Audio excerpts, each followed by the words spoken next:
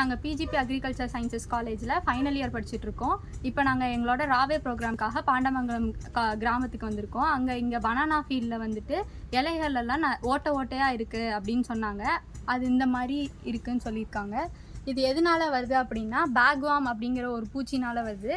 அது வந்து இந்த மாதிரி இலைகளுக்கு பின்னாடி வந்து இந்த மாதிரி ஒட்டிகிட்ருக்கும். இது அப்படியே இந்த இலையெல்லாம் கடிச்சு ஓட்டையாக்கிரும். இதனால வந்து இலையோட மார்க்கெட்டிங் வேல்யூ வந்து கம்மியாகுது. இதை எக்ஸ்போர்ட் பண்ண முடியல அப்படின்லாம் சொல்கிறாங்க. இந்த பேக்வாமோட இன்ஃபெஸ்டேஷன் வராமல் எப்படி கட்டுப்படுத்தலாம் அப்படின்னா நீம் ஆயில் வந்து ஸ்ப்ரே பண்ணலாம்.